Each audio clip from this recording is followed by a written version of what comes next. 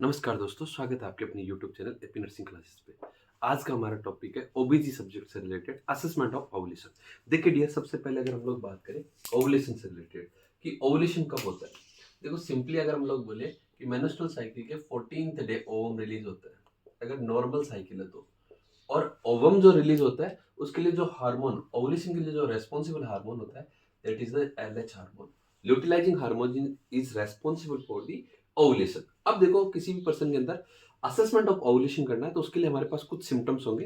देखो बेसिकली अगर हम लोग असेसमेंट ऑफ ओवुलेशन के सिम्टम्स की बात करें कि what are the symptoms for the assessment of ovulation, या ओवुलेशन के लिए क्या क्या सिम्टम्स हमारे पास होंगे। देखो पहला जो सिम्टम होगा that is the mid cycle pain. Mid cycle pain, that mid cycle pain, उस मिड साइकिल पेन को हम लोग बोलेंगे mittelschmerz pain. Mittelschmerz mittelschmerz pain, mittelschmerz pain, that is known या mittelschmerz pain. Mittelschmerz pain mid cycle के अंदर patient को pain feel होगा। देन उसके अलावा हम लोग बोल सकते हैं सेकंड सिम्टम आपको देखने मिलेगा मिड साइकिल ब्लीडिंग।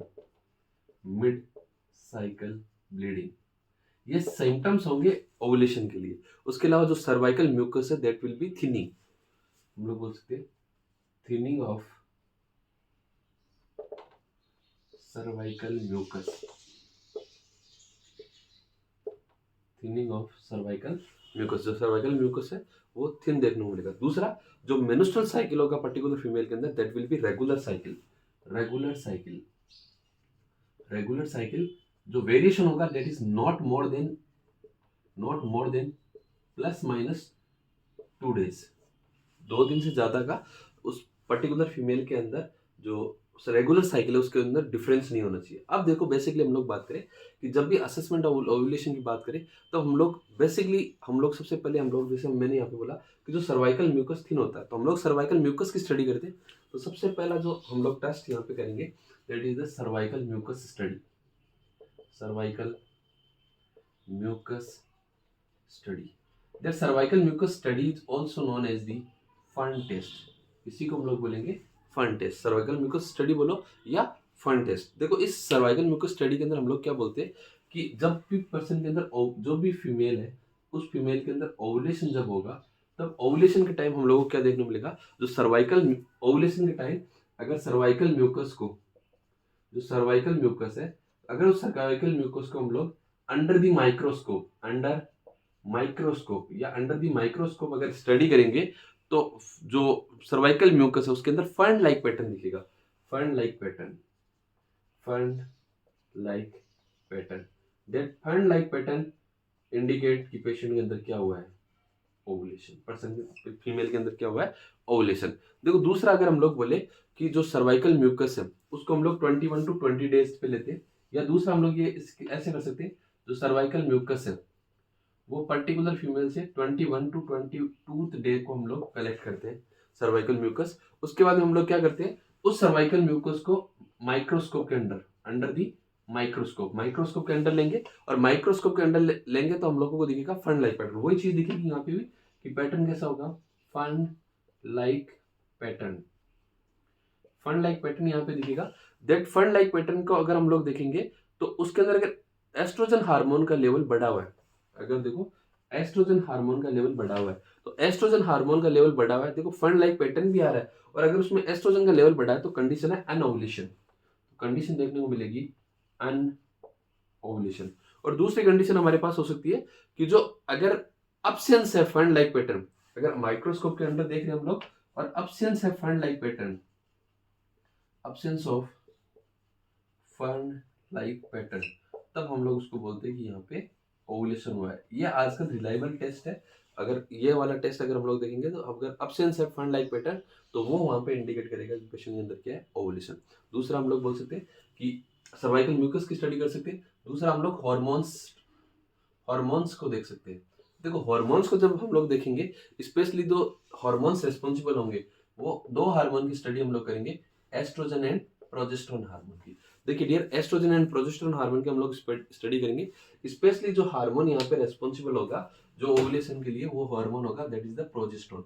तो हम लोग स्पेशली यहाँ पे प्रोजेस्टेरोन का लेवल चेक करेंगे और प्रोजेस्टेरोन हार्मोन की स्टडी हम लोग यहाँ पे करेंगे। दूसरा उसके बाद में जो टेस्ट आता है that is the spinnbarkeit test.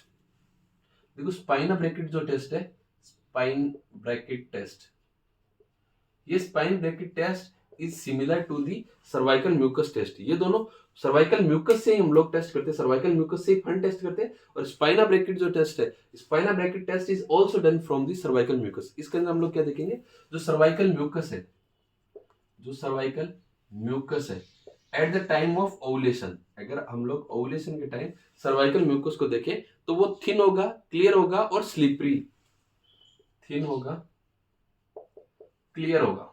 जो सर्वाइकल म्यूकस होगा वो थिन होगा, क्लियर होगा। दूसरा हम लोग बोल सकते हैं कि उसकी स्ट्रेचिंग है वो 10 सेंटीमीटर तक इंक्रीज हो जाएगी अगर हम लोग उसको स्ट्रेच करेंगे।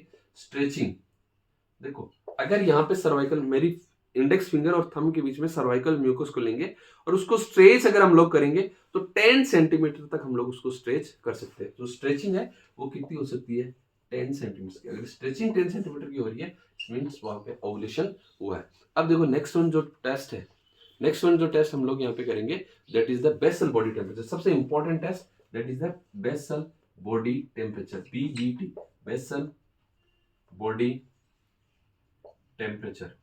देखो बेसल बॉडी टेम्परेचर से रिलेटेड हम लोगों को क्या देखना है, देखो मदर है उसको टेम्परेचर अर्ली मॉर्निंग के अंदर फिक्स टाइम पर टेम्परेचर चेक करने के लिए एडवाइस करना है। एक तो मदर को हम लोग बोलेंगे अर्ली मॉर्निंग में, जब भी मदर मॉर्निंग में उठ रही है अर्ली मॉर्निंग में एक फिक्स्ड टाइम पे, फिक्स्ड टाइम पे, अर्ली मॉर्निंग फिक्स टाइम पे उसको बोलेंगे कि टेम्परेचर आपको चेक करना है, टेम्परेचर चेक करने के लिए एडवाइस करेंगे।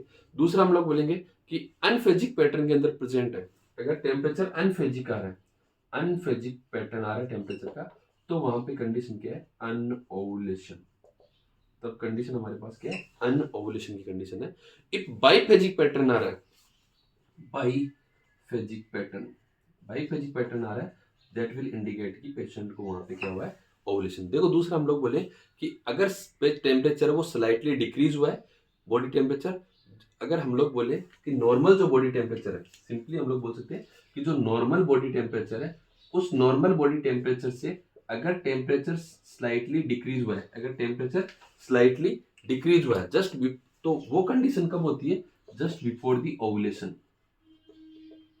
Before ovulation. नॉर्मल टेम्परेचर से temperature, body temperature just before the ovulation decrease होता है। और आफ्टर ओवुलेशन क्या होगा, जो टेम्परेचर है वो कांस्टेंट रहता है। आफ्टर ओवुलेशन कांस्टेंट टेम्परेचर रहेगा। उसके अलावा हम लोगों को देखने मिलेगा रिमेनिंग कांस्टेंट देखने मिलेगा, बॉडी टेम्परेचर इंक्रीज होगा। देखो पहले after the ovulation temperature increase होगा, उसके बाद में कांस्टेंट रहेगा।